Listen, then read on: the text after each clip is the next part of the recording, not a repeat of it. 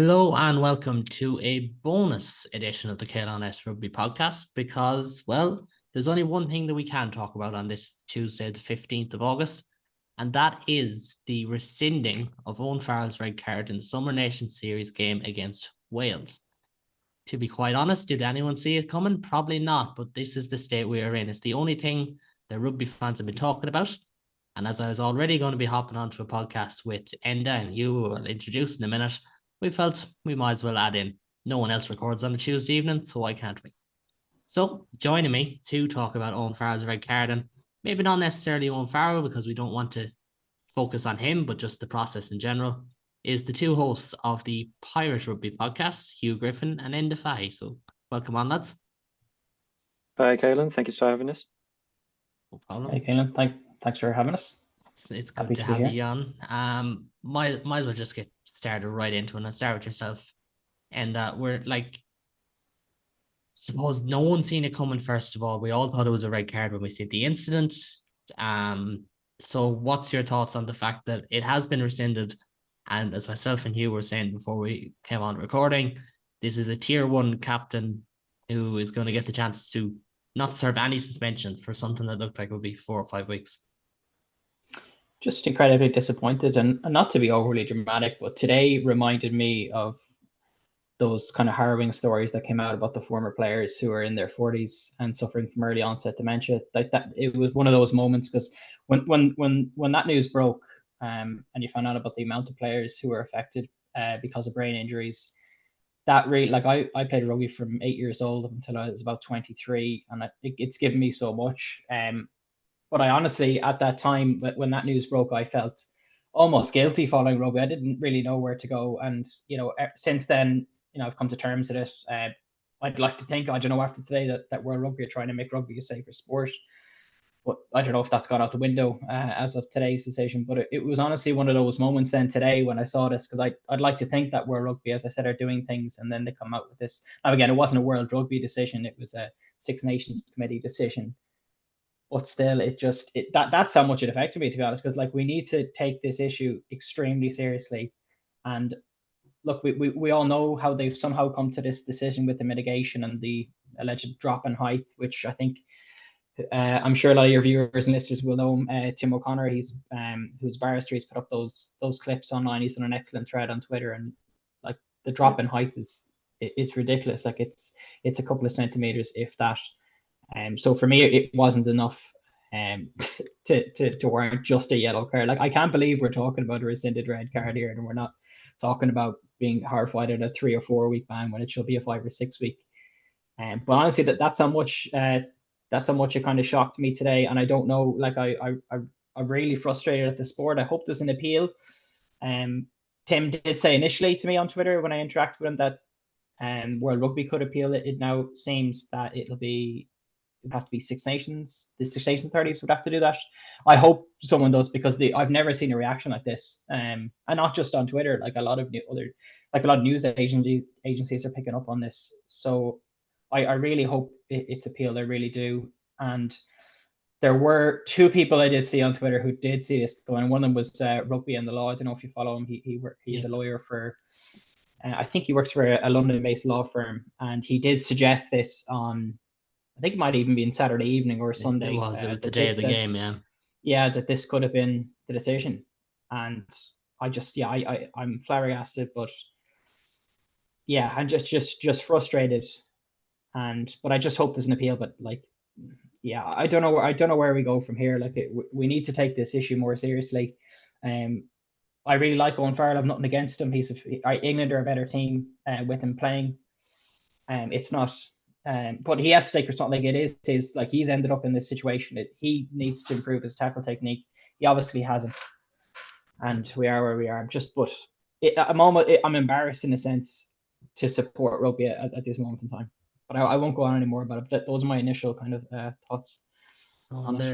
They're fairly to the point, all right. And then the one thing that kind of came into my head when you mentioned it is there is incredible transparency with a committee hearing. You hear every last how they came to every decision and whatever, but then we don't know where the next footing is here. You don't know if World Rugby are happy, or not. I know that's dumbing it down way too much, but like World Rugby say they want a safer game, they say they want suspensions, but yet if Owen Farrell was given a 3-week ban with that 50% off that everyone seems to get nowadays, you would have been like, well, that's no surprise. That's not actually helping the game, And I'm not going to go and bring Johnny Sexton in this early, but as a friend of mine said in the Sexton debate, you talk about bringing the game into disrepute. Well, we have a different decision every single week for different things, And Yeah. you mentioned the idea of refereeing by outcome. That was probably something that we could talk about with the Freddie Stewart, Josh Adams incident. But here, Nika Amishakeli did everything right. The TMO, who don't have the name of, said red card, which everyone expected, but 3 citing commissioners, 2 of which ex-players from Australia, which is important to note given their ideology, they said differently. And I suppose you can't feel too surprised either, as much as we're all kind of shocked and all that. It's hard to feel too surprised, isn't it? Yeah, exactly. Shocked but not surprised, I think, is a good way to sum it up. All of the discussion, and I've listened to a few podcasts, and I've seen all the discourse on Twitter. I've chatted to, you guys and some other guys as well. The debate was not, is it a red card or not? The debate was, how long is the ban going to be? Yeah. And no one saw it not being a red, or seeing the red being rescinded. Even journalists, and journalists are tend to sit on the fence quite a lot because they don't want to affect their relationships. Even journalists are going, this is madness. What has happened here?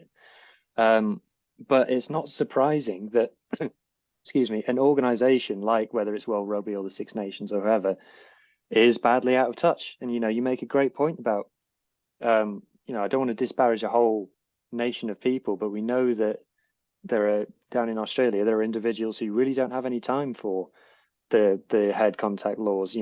When you hear some of the commentary from the Southern Hemisphere when there is a head contact, and you hear the commentators saying, "Oh, referee, put your whistle away, put your cards back in your pocket. We don't want you to do this." Obviously, they have rugby league over there and Aussie rules over there. Aussie no rules, it should be called, when it comes to player safety. And I feel like with the whole head contact laws, fans have really gotten on board with it a lot quicker than people within the actual sport, which is mental. We have gone through, as a group of fans for a sport, the storm period of these head contact laws, which have been, how long has it been now? 5, 6 years? 4 years since the first real strong clampdown. The World Cup 2019 had more cards than any set of games ever. Because 4 years on. Sorry. So I remember, like, the first real storm was, at least in the UK, was an English Premiership game where Danny Cipriani got a red card because basically a player fell onto his shoulder, and there was a storming period where there was loads of red cards, and then they started to dial back a bit, and we've seen in high-profile games some slightly dodgy, slightly 50-50 calls that have erred on the side of keeping players on the pitch. So we've been through all that, and as a fan base, we know how to have this debate now. But it feels like there are people within the sport making decisions, players, coaches, committees, whoever it is, who still don't get it, who aren't on that page, and still kind of think, oh, well, it's rugby, these things happen. So we've now got a maddening situation where the fan base is ahead of the sport in terms of understanding the sport's own laws. And the intent, I think that's the main thing. You can talk about, the mitigation and what the mitigation and the framework and thing is. Guys, what was the intent of this law? The intent of this law was to change players' behaviors to reduce brain injuries. And now we're just, no, it's like the whole 20-minute red card thing. Again, another Southern Hemisphere thing. Oh, it's a red card. Oh, a lot of people getting red carded.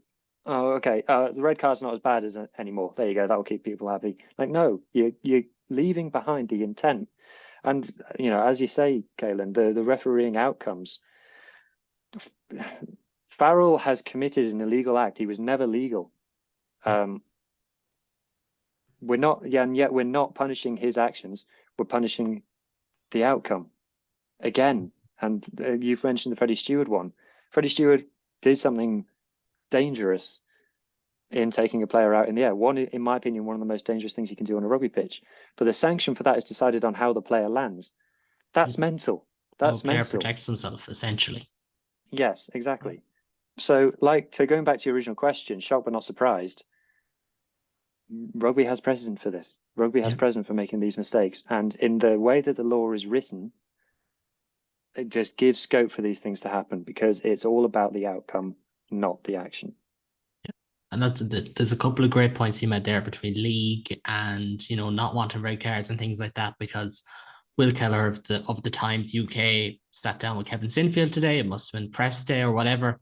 And Kevin Sinfield is basically backing his player to the hill. And I understand you have to toe the party line, but you look at some of the quotes about it, and Sinfield is saying, he only made one mistake and he's a great disciplinary record. He's a good tackler. Sinfield comes from rugby league. Kevin Sinfield is not the first coach to try and gatekeep everyone into thinking that they're doing a good job. And the way I see it is the likes of Sinfield, I'm not attacking him in general. He's just a symptom of this particular incident, like Owen Farrell is. They're trying to change people's perceptions in the wrong direction. Les Kiss was another at London Irish, the most red-carded team in the Premiership. Fern Cotter last year, Joey Carberry was ruled out for something like 3 weeks with concussion. Fern Cotter said, I don't know what's a red card and what isn't anymore. These things aren't helping. You compare that, and people might roll their eyes and say, well, of course you know this. Graham Rowntree was on Access Munster during the season. Munster got one red card all year, and he said it disappointed him that they got one because they had worked so hard on not getting red cards and changing tackle heights. As far as I'm concerned, and I don't know if I have a question at the end of this because this is all pretty much ad lib, but you have got both sides of the coin there. You have some coaches who are, let's make the game safer. We need to still have the game that'll outlive us. And then others who are like, well, we don't want to ruin an 80-minute game over the course of a week just because of a red card, even though red cards don't ruin games. And it's ridiculous. This is Ender's trigger word. Red cards ruin games. It's everyone's trigger word, Hugh, at this stage. At this stage, I'm just at the case where I'm like, what if I started saying red cards make games better just to really annoy people? Because they actually do make great games. But anyways, that's beside the point. Last week was a bore fest. I suppose I don't really have a question, but when you hear the thoughts like that from the likes of Sinfield and from other coaches, it kind of ties in what we were saying. You're not surprised. And you're dead right, Cale, on the coaches piece. Like Ireland's disciplinary record as well is excellent. Like it can absolutely be coached to tackle low and not to go high. Like we have so many examples now in modern rugby of teams who are going lower and who are not causing this amount of red cards. Like it's I get frustrated as well listening to some coaches. Yeah, but we won't have a bad word said about Andy Farrell now on this podcast. Yeah, but it's ridiculous though, isn't it? Like, and I suppose there's so many different angles. You could take the technical standpoint of the tackle. You could take the World Rugby side of things, but because I don't want to seem too harsh and Farrell, we might just go on the World Rugby side and the frameworks. And essentially, and I'm going to put it to you, and if rugby is in a situation where we follow this framework sometimes, but not other times, what's the point in having them at all? Yeah, I'd agree with you. It seems like there's too much. I know, Hugh, you touched on it. There's too much kind of a possibility there to maybe have a different outcome or a different interpretation of a specific piece of that law. Like that's what really frustrates me. The fact that we're at this decision now and that nobody really saw it coming. And none of us would have complained if it had been a 6-week ban or even longer. Like the fact that you could argue both ways to me is just a bit mad when, like on the facts of this case, it looks like it was very much a clear-cut case. Like how have we gotten here? It sounds like we've gotten here because of an excellent lawyer who somehow convinced 3 people that Jamie George's impact on the player was such that the height dropped and like that Farrell didn't have time to adjust accordingly, and he did have time to adjust accordingly. And he comes in high, but again, we know that's not against the law. You can come in high, but he smashed his shoulder into his face, and he's time to adjust. and he doesn't wrap his right arm. He tucks it like he always does. So it's, yeah, I don't know how, like where do we go from here is also my question back to you. Like so obviously who knows like what the decision is going to be week on week. So my question is, where do we go from here? Like, do we make further adjustments? Do we make it more clear cut? Like, for me, we need to come down harder, and they need to start factoring in the deterrent element to this, because we need to change player behavior. Owen Farrell's behavior has not changed. Yeah. That's clear to me. So something needs to be done there. And that would have been fascinating too if he had been banned, to see, like, because I know that one of the considerations is like obviously past behavior, and is there a need there for deterrent? Like, it would have been really interesting to see if they did, and then maybe they pile on an extra week or something like that. But again, we'll never know, or will we if it's appealed? Who knows? But well, I suppose the one, it's easy for me to talk about the bubble that I'm familiar with, which is Irish rugby. Between the 5 Irish rugby teams of the men's senior team in the 4 provinces, there was a combined 4 red cards this season, 1 each for each province, which is not too bad. What that's like hearing as a Scarlets fan. We have 4 red cards a game. Yeah, well, that's because of the players he signed. But anyways, like, it's entirely different then when you look at, say, like a London Irish, who have had, I think they had something like 3 and 4 weeks or something at one part of the season in January or something like that. And these are the people who are also impacting the conversation as well, and I suppose, like, from a rugby safety element, you talk about changing player behaviors, changing coaching behaviors, which obviously neither of which seem to be impacted. Like, do World Rugby need to come in and be stricter and double down, or do you think they need to maybe?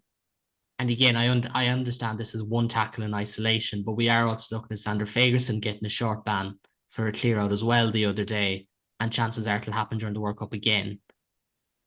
And do you think World Rugby need to change something as well? Even if it's, I know Murray Kinsler, the 42, said have all the citing commissions done by World Rugby, for instance, so everyone's singing off the same hymn sheet. Like, is that something that can be done? Like, what can be done? Because realistically, we're all young men. We don't want to outlive the game, but at this rate, it could well. Yeah, I think my worry with that solution is, how much do you trust World Rugby to be any better? Not a lot. Not a lot. So World Rugby, I don't think either the Six Nations or World Rugby or anyone will undermine the committee by overruling it or appealing it, because it's a bad enough look already. And I think that's how these guys think. I think they will close ranks and save face. Is it not worse though? Sorry to go across you, if they don't, like, with the impending litigation, and like the future of the sport is literally, for me, like, in jeopardy. If they don't do something and they stand over this and they don't come out with a statement, like, I know Progressive Rugby came out and they did an interview on BBC 5 Live, and they said somebody needs to do something, because if they don't, it looks even worse. Like, they have, for me anyway. Like, I don't know. Sorry to cut across you, but yeah, they need to do something. The Progressive Rugby is many places. Most people probably best know it as a Twitter account. I don't know if the old men who run Rugby Union even own smartphones, let alone go on Twitter. So that's the kind of situation that we live in. Yeah, of course, I'd love to see them do something, but there's nothing in their past actions or behaviour that tells me they're going to. And also, the other thing I'd say about World Rugby is that World Rugby is one of the most impotent sporting bodies conceivable, because I'll let you jump in a second, Caitlin. When they come up with new rules and regulations and things, or ideas, they take it to the unions for approval, and they say, we want to do this, will you guys buy into it?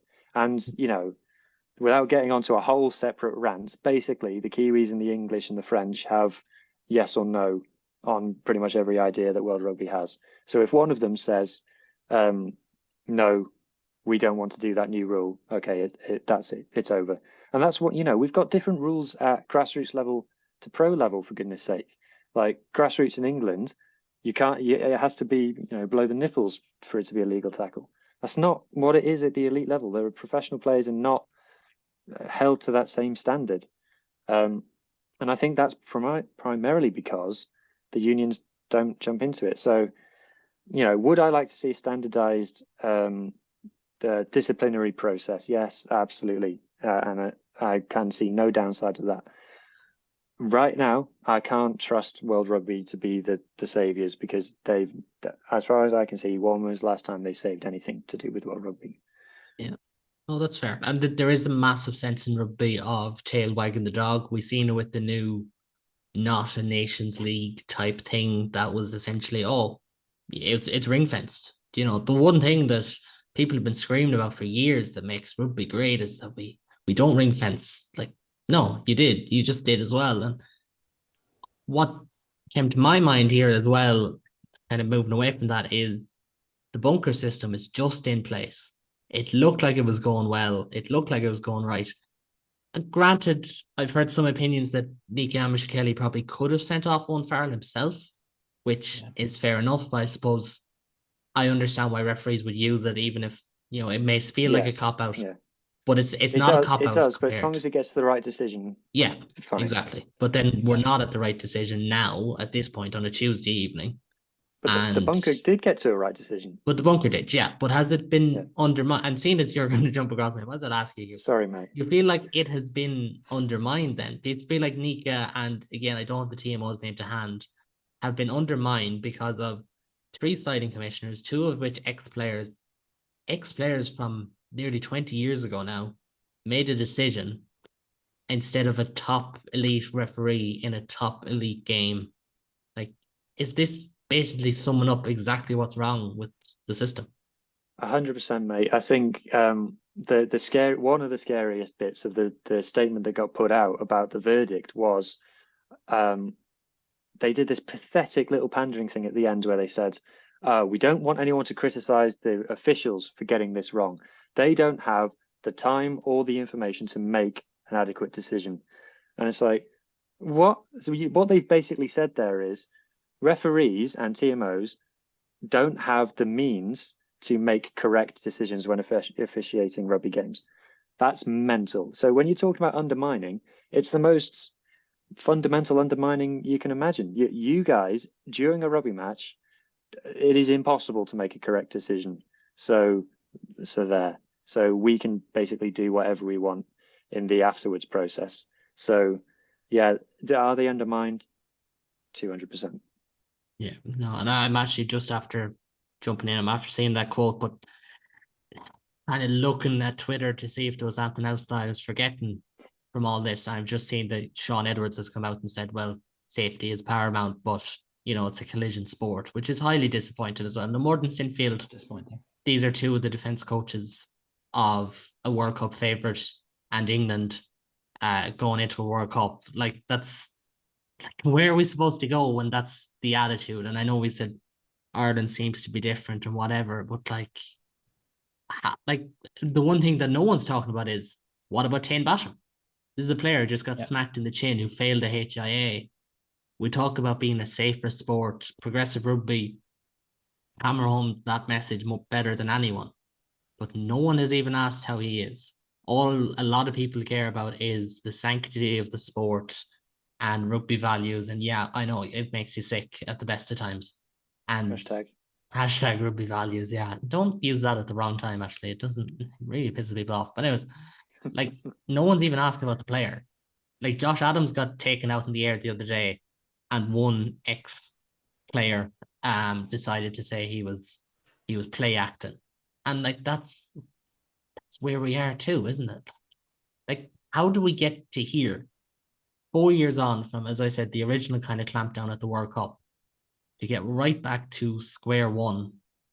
Even though we have made progress, it is fair to say we have made progress, but like, how long is it going to be before all attitudes change? I know that this is going to be a tough question for you, Enda, but like, can you see the light at the end of the tunnel here? Like, at a proper level, I know it looked like things were changing up until the last couple of weeks, but let's not forget there were decisions during the season as well that brought the same aggro. This is just more high profile. But like, is it ever going to fully change? I think it will. And the reason I think that is because it has to change because of the impending legal action. Like, that that's going to drive it. Like that's why we're seeing the IRFU and the RFU introduce the reduced tackle heights. Like they realize that this future of the sport is under threat. So I think it is going to happen. It's going to be forced. It's going to be shoved down our throat. But like it has to be. But I think it's going to take an awful long time. And just touching on the HIA process there that you mentioned, I don't know if you saw, Kaelan. I know Hugh, you did. Did you read Warren Gatton's article on the weekend where he suggested? I heard about it with the WRAP pod, but I didn't actually read it. So he literally bizarre. suggested that he potentially failed the HIA because there was a TV on. Yeah. Like even if that is like, even if there's an element of truth to that, like it's just not a statement. You like, I can't believe he put that in a column. Like that for me is what is so disappointing. Like just focus on the player's health and like don't get into maybe like the ins and outs of a brain injury assessment, which is what it is. So I thought that was really disappointing. So to answer your question, yes, but it like that to me, that article just shows how long it's going to take to change behavior. And hearing what Sean Edwards just came out and said, it is going to take an awful long time. And just touching on the bunker as well, I've been full of praise for like last you guys July, with the Scottish decision. Like I think that was brilliant the way that whole thing was handled. We didn't see constant replays and they came to the right decision in the game. But then last week, like over the weekend, obviously they got the Farrell decision right. I think all three of us, so does 99% of the rugby community believe that they did. But for me, it's still like, I think it's in the can now because of what's just happened, obviously. But yeah, with the other incident in that game where it was yellow card, like for me, that should have been referred to the bunker. And because it wasn't, the bunker can't step in and review it. So for me, like maybe the bunker system was flawed from the outset because if like obviously the reason that it was introduced was so that a TMO would have time to review it, not be under pressure, and obviously it improves the spectacle. But like obviously then there are like it gives that person eight minutes to review it and they get to see other angles, which potentially those referees didn't see on the weekend and just said yellow card. And like so that really I couldn't believe that and that is definitely the case. And the threshold is as long as it's the minimum, it's a yellow card for foul play. That's the only threshold. Then they go like this and it gets referred, and it didn't. And that was I think was really disappointing as well. But based on today, like I think it sounds like it's in the can for sure. Yeah, and we will have to start wrapping things up soon. But you as well, like you talk about grey areas. Technically, what happened to Josh Adams was perfectly legal, as we mentioned at the top of the show. But at the same time, it doesn't look right and it is dangerous play. And then you look at this one and it's like, well, I suppose he got pushed into him, which I don't agree with. But we had the same thing happen in the Six Nations game this year with, I believe it was Geelong tackled by Grant Gilchrist. And the same thing happened, player got pushed. But that was genuine. Like the ball carrier lost his footing completely and completely slipped down and got hit in the head. But that was a red card. And like, I suppose just kind of looking for final thoughts here, really, with the World Cup coming up. Would you be afraid that we're going to keep having this conversation? I am one to believe that the rugby will do the talking, that we're set for a great World Cup. But do you think we're going to end up having this conversation in 3, 4, 5, 6 weeks' time? If there's games this weekend, I think we could be having it again this weekend. You talk about grey areas, you talk about light at the end of the tunnel. I feel like we were getting there with refining and understanding as a community what was not allowed and what was allowed. And now with this decision, me watching a red card incident, if I see one that a week ago I would have said stonewall red card. This weekend, if I see an incident, I'm not going to know. I'm not going to know. Based on the precedent that has been set now, I couldn't say that's definitely a red to anything anymore because, which way was the wind blowing? I'm being daft, but yeah, I think they push us into the greyest of grey areas, the muddiest of muddy waters, unfortunately. And we are, unless a U-turn happens, which, like I said, I don't have faith in happening, I think we are the train for having this conversation again has left the station. It's entirely fair, and we'll wrap it at that because we have another pod to record. So for those listening at home, I'll be joined by Hugh and Enda for a tier 2 podcast that'll come out, or not tier 2, apologies, for Pacific Island nations, Fiji, Samoa, and Tonga. That'll come out next week. There will also be a podcast on Friday looking ahead to Ireland against England at the weekend, and there'll be a recap podcast as well after the game. There'll also possibly be a very special article ahead of this weekend's game. I don't want to give too much away, but basically, if things happen, it's going to be centered around one player, and one player you can imagine I would be writing about. Very special piece that'll be coming either this week or next week, or so we hope. But anyways, thanks to the lads, and thanks to everyone at home for listening. Hopefully you agree, but if you don't, there is a Q&A section down below. Absolutely feel free to fire them in, or catch us on one of our Twitter pages. I will have the links down below, and to the lads podcast. But for now, thanks to everyone for listening. Take it easy.